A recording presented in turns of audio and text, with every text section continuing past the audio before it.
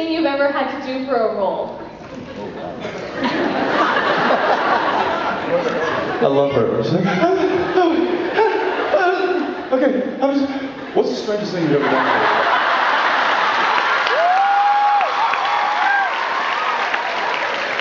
That is, you should be an actress, because people talk about Jensen and I all the time about how we're cracking jokes right before take, and they're like guest starring, so they're laughing, and they're like, and action, and we break into character immediately, and the guest stars are like, wait, no, we're just laughing. cut. That was composing. The strangest thing is love scenes. Love scenes. It's weird because they're a bunch of like hairy grips. Like, look, why are they always hairy? Because they're grips. They're either sweaty or they're hairy. Sweaty, hairy grips. Sweaty. It's not fun or sexy or anything. It's awkward, and you don't really know the person, and you're like, I'm really sorry. Like, this is. He has a weird. I'm really sorry. All right, I'll marry you.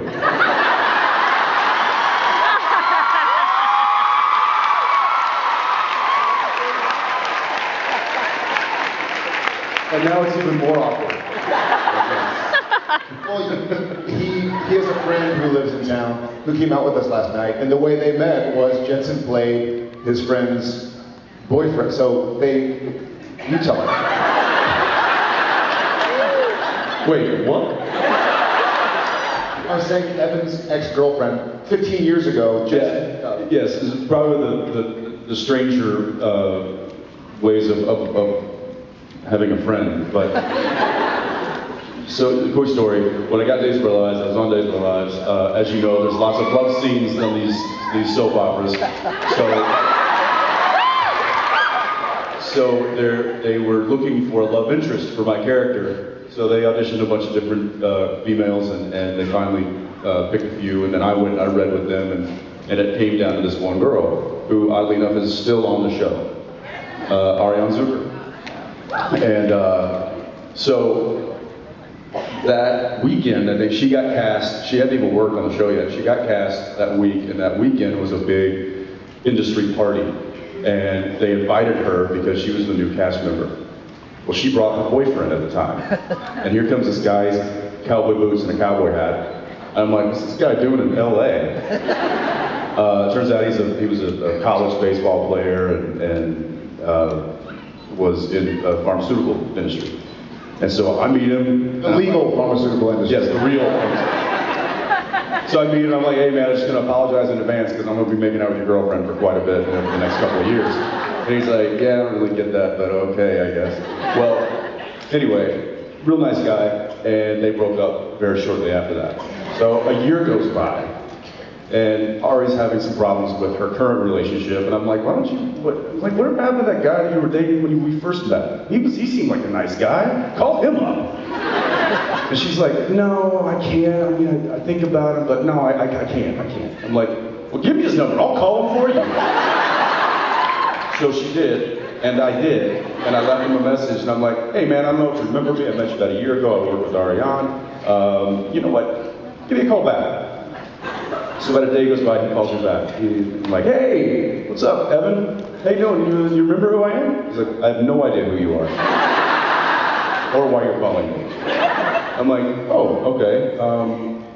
Listen, totally random. I further explained who it was, and he was like, oh yeah, okay, what's up?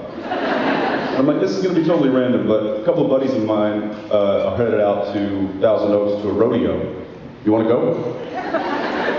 Total stranger, by the way, this guy. There was a long pause, and he goes, what the heck, why not? I later found out he's like, I was in a weird place in my life at that point. It's like, what could be more strange than this? So anyway, he came with us, we went out, we had a great time, we've been friends. We ended up being roommates a couple years later, and he stood up at my wedding. And, but getting back to the question, he never understood how somebody could make out or be intimate with somebody on camera and it not mean anything. And I guess it's hard to describe how awkward it is. It looks like, oh, this is like you really got steamy in it. You're like, no, it's like weird. It's like a choreographed dance. Every move is calculated, and it's like, okay, I'm gonna kiss left for 3 beats, and then I'm gonna move my head right for 3 beats, and then I'm gonna roll her over, and then I'm gonna roll her back over. So it's all like, you're just counting beats in your head. You're not thinking about making out with this person. That is a very awkward thing to do on camera. Yeah. There you go. Thank you. I feel like I'm having a mental breakdown right now, sorry. That's my life, kind of living. How long do you think you two would survive fighting a supernatural creature? Which supernatural creature? Oh! Anyone, I guess. You could Is it choose. me fighting it, or is it Hairman?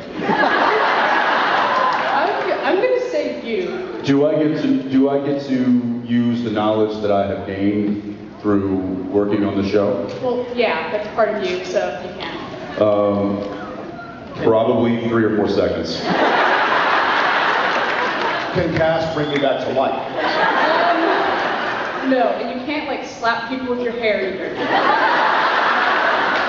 That's debilitating for him. Probably 0 seconds. Goose egg. No. Thank you very much.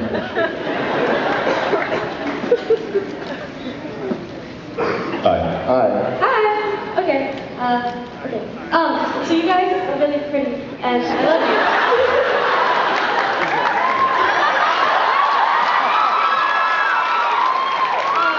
So my question is, what is the most difficult scene you've ever had to film on Supernatural? Most difficult?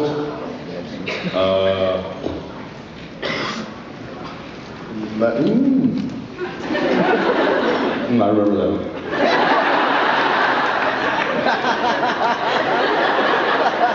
Do you agree? I'd say one of the most physically uncomfortable scenes was the one where Dean was in hell at the end of season 3. And was chained up, because I was actually chained up. Those were real hooks in my skin. Hey, I give my life, my heart. It was, though, it was very, very painful, and it took so long to get me rigged up and to get me hoisted up, and I was hanging about 13 feet in the air because there was a big crane that was moving in on my face. It was a shot, it was only one shot, and but I had to hang there for what seemed like eternity, and it was just like, oh, it was so painful. That sucked. I think for me, probably Mystery Spot was really difficult. Yeah.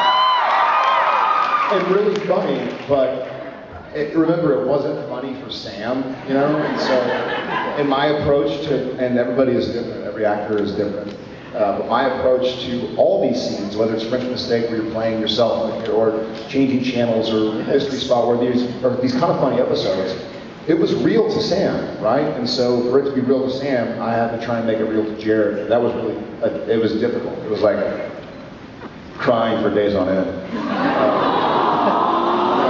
I need the hug.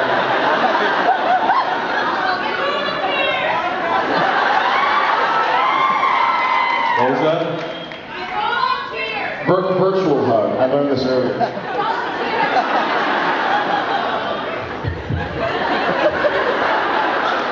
Your hair was in your face. I had to get it out. Thank you. But that was mine. That was mine. Yeah. Thank you. Howdy. Hi. So my question is for Jensen. Hi. Okay. Do you actually like pie as much as Dean does in Supernatural? And if you do, I can actually make you some a pastry chef. I don't think anybody likes pie as much as Dean Winchester likes pie.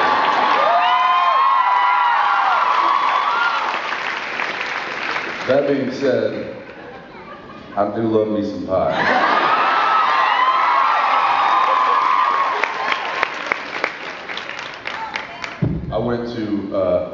I was in Louisiana for Thanksgiving this past year, and there was no pumpkin pie. I wanted to go wrestle an alligator. I was so mad. My wife promised that would never happen again. So, What is your favorite dessert to make? I like doing more cakes because I want to get into doing wedding cakes. So I would say probably cake, but I also like making tiramisu.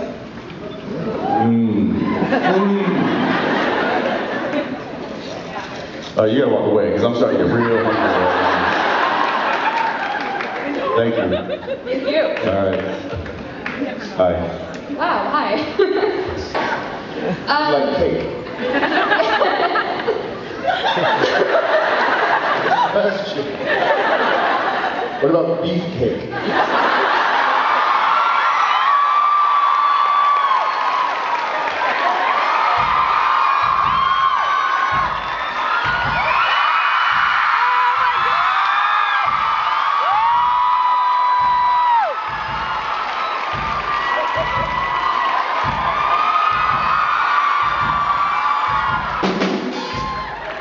Oh my God.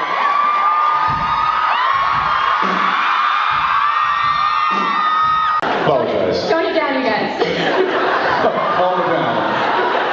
Simmer. I was actually wondering about like, what's the best like acting direction you've ever gotten? I know mine immediately. I'm not lying. Bob Singer, the real Bob Oh Singer, yeah. he's a man of few words as it is, and we've now worked together for so long that he now just takes to doing this, for giving me notes. He'll walk on set after I've done a take and he'll just do this.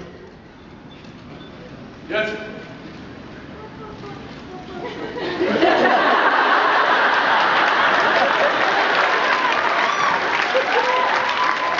And I know exactly what he wants. And that to me is my favorite direction. Just, hey. Yeah, speed it up. Okay, got it, Bob, thanks. That's right. So I'd say in a kind of a comedic way, that's my favorite. But as far as, I know mine. Kim gave some real pearls of wisdom. I mean, I love,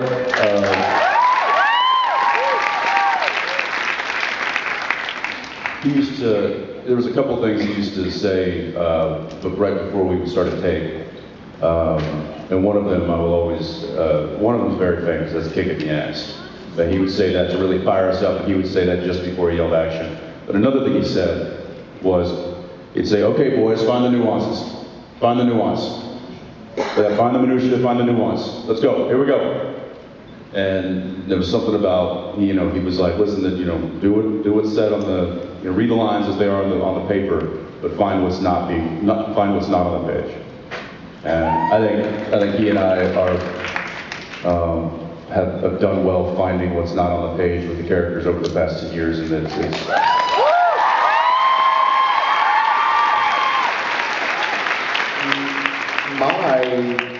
That I agree with. Finding the minutia, the details, is what kind of makes things more realistic.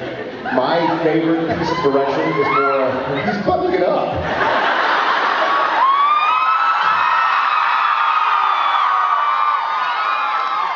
I love that somebody in the audience is like, yeah, put it on! Woo! Take my jacket! a couple of guys in the audience are like, what the hell is he Put it doing? on, put it on, yeah. This note has been given to me by more than one person on more than one occasion, and the general note is, but I think the time it meant the most to me, and I'll never forget the words out of his mouth. But I did a Christmas movie with Peter O'Toole, and there's a scene where I haven't seen it, I've never seen it. I'm not kidding, that's not a joke. I've never had myself, and I don't enjoy You're not missing much. Yeah. I'm kidding, I watch it every Christmas. I sort of locked out.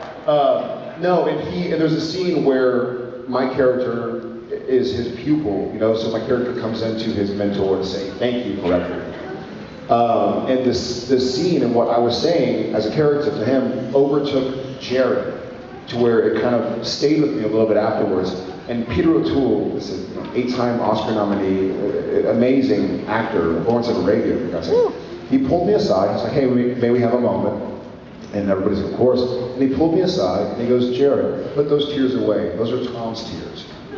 And I was like, that's such a cool thing. It was him saying, listen, you got it. You're finding the emotional depth, but don't lose your character, Tom Kincaid, in Jared's acting. Like, it's your job to, when they call cut, leave it, and then you'll have it again. But those are Tom's tears. And it happened again with Bob Singer at Croatoan when this scene is between Sam and Eve, and Sam saying, there's something wrong with me, let me die. It just took me over. And Bob, and I mean, I must have cried 8 ounces. And Bob kind of let me take a breath, and he's like, that was... I bottled that, by the way. If anybody did this. He has a little bit every morning. No, but Bob same thing. He was like, hey.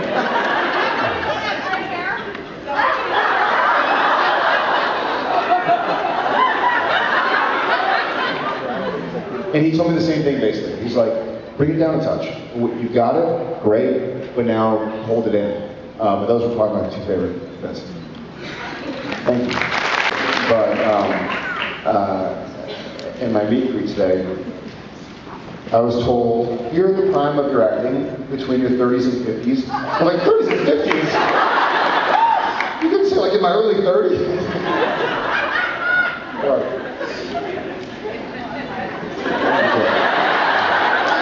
Hi, how are you? I'm good, how are you? Good, brother. My name is Paul. Just to backtrack a little bit about the whole cake and pie discussion. I'm inviting you, just in case you want to come. The lovely lady was...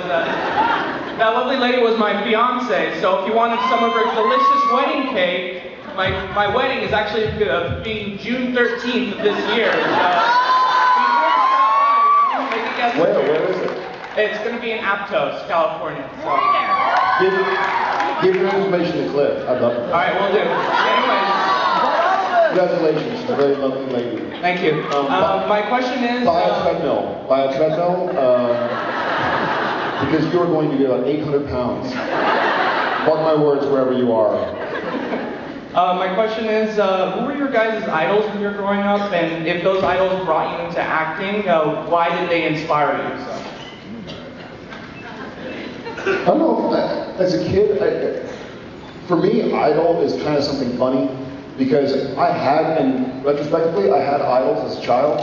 But at the time, they weren't my idol. Looking back, I'm like, oh. That person that I looked up to, I didn't know the word idol. I didn't know what it was. I wasn't like, yeah, this is my idol, my motivation.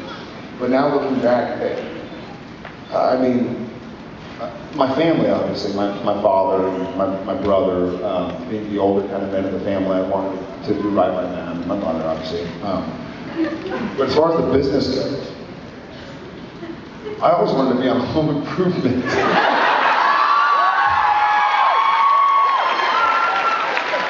I wanted to have 3 names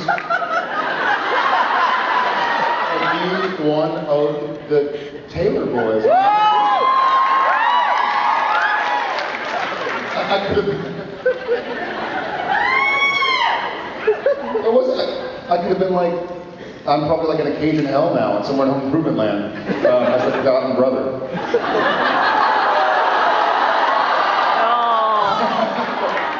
But I was like, Jonathan Taylor Thomas, Tara Noah Smith, Jared Tristan Peddling. You wanted to be on that show so that you could use all 3 names?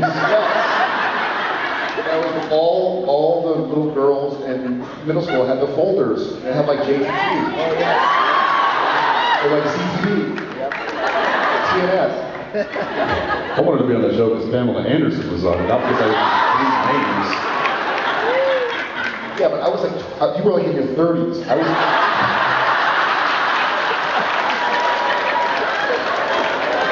I was 7.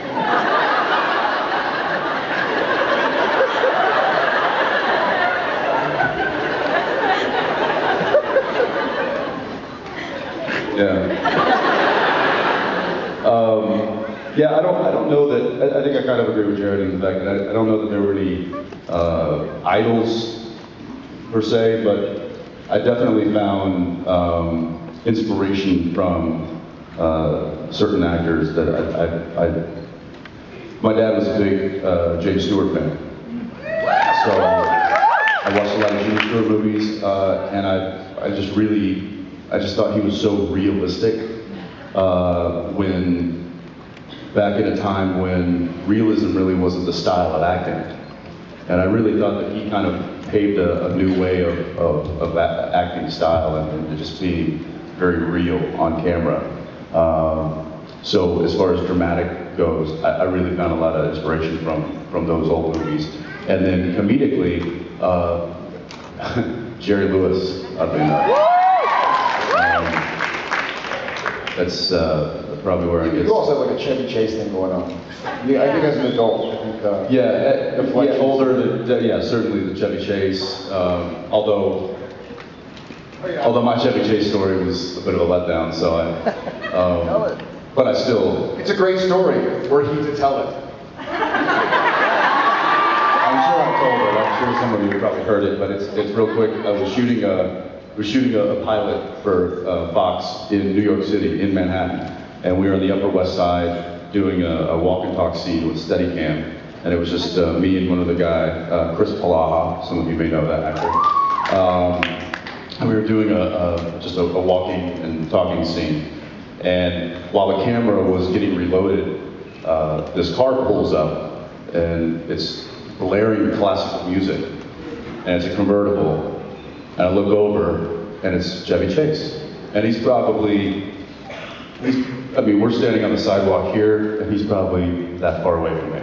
And I'm like, this is one of, like, the funniest actors that of my time. I'm like, this guy, he's like a comic genius, in my opinion. I love his Saturday Night Live stuff was amazing. I could probably quote you The Three Amigos. Christmas Vacation, I watch it every year. So I'm sitting there, I'm like, say something to him. It's Chevy Chase, say something. And this was kind of before he kind of went away for a while and didn't do anything for a long time, and then I think he came back and did Community was his first thing. So I'm not thinking about, I don't know why, but I'm like, set him up for a joke. And I go, hey Chevy, you want to be my stand-in?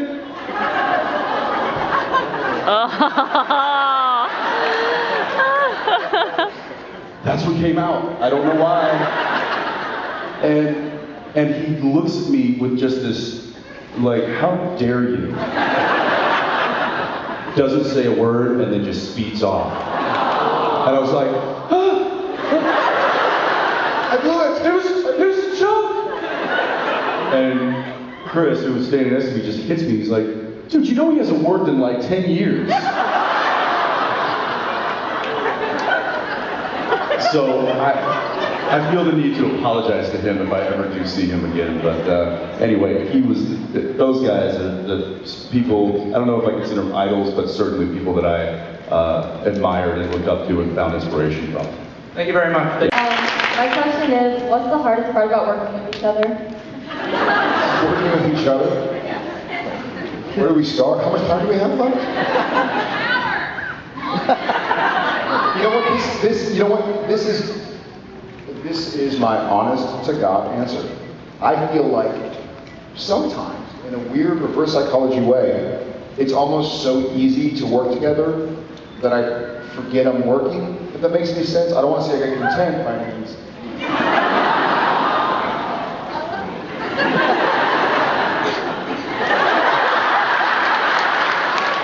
No, but you know what I mean? Like when you're working with.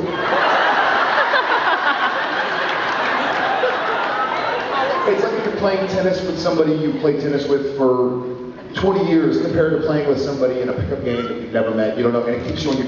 So I feel like we have, but maybe that's good because it's the same relationship Sam and Dean have, right? They're so comfortable with each other that it just kind of flows.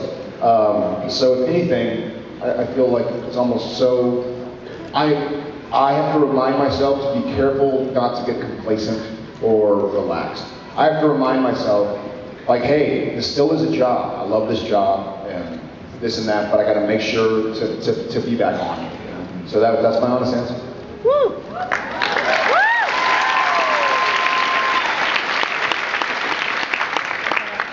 Yeah, there's not any kind of hiccups or you know, bumps in the road of working together. It's kind of been smoothed out, and we've had a little bit of time to do that. So it's pretty easy. But I think, like Jared said, one of the things we have to look out for is not to get too complacent, not to get too comfortable to where we're not thinking about what we're doing, because it certainly does get that comfortable on set. Like you said earlier, you know, we can be goofing around literally up until the point that someone says action, and then it's just, and which totally throws other people off. But I think we do. The nice thing is that we have each other to keep, like, we hold each other accountable. So if he sees me getting a little, like, not thinking about what I'm doing, he can be like, hey, what are you doing right now? I'll be like, yeah, got it. You know, and it's just little things like that that we can kind of, that's nice, which I don't think, you know, if you're the lead of a series, you know, like, I don't know that Tom Welling had that. I don't know that Steve Amell has that. You know, he has other cast members around him, but he's kind of, you know, up top by himself. He's alone up top. We have each other, right? So. Which is, you know, which is nice. So.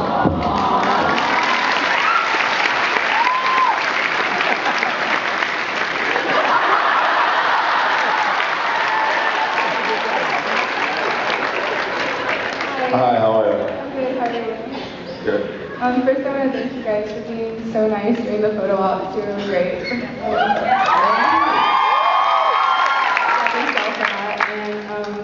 I wanted to ask you guys if you would encourage your children to maybe join like the film industry and maybe go on to become actors and actresses.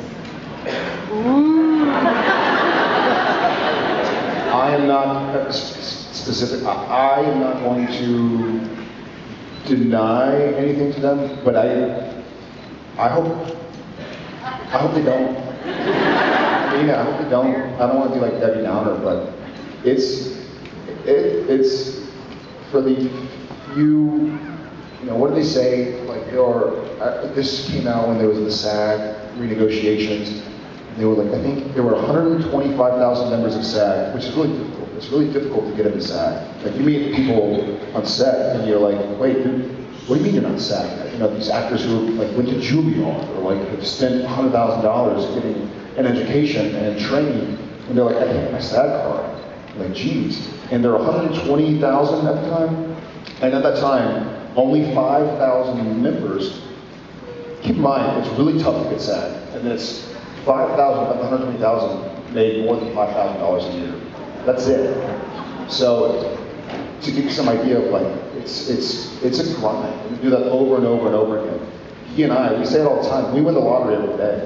The idea that we can wake up and play characters we love, with people we enjoy, a crew we adore, and a place that's beautiful, and travel around and have people tell us like, hey, we really like the work. It's better than winning the lottery because we feel like we have some involvement in it. You know?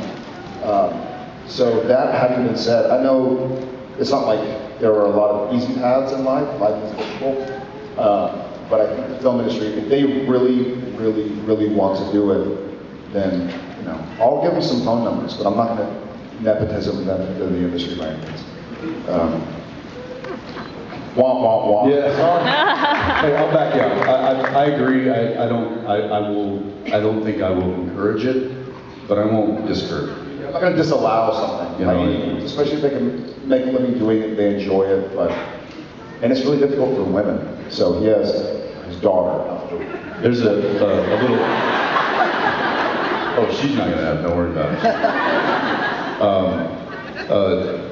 We were having some electrical work done in our house in LA, and there was this young, good-looking guy, and I started talking to him, and I find out that he's Mel Gibson's son. And he's like pulling wires and like hooking up some, like it's changing a breaker box in my house. And I'm like, oh wow, that's cool. I'm like, did you always want to be an electrician? And he's like, no, I'm trying to be an actor. And he's like, I'm like, does your dad know this? And he's like, yeah, but he said, you know, that I would have to make it like everybody else would do. And he's like going to acting class and he's supporting himself by being an electrician. Wow. I'm like, wow, what a jerk.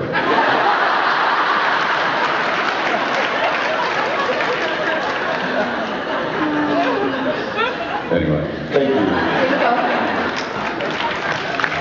Thanks. How you doing, guys? Thank you.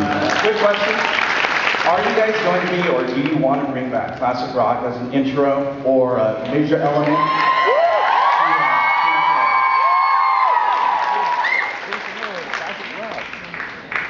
I would love there to be more of the music on the show.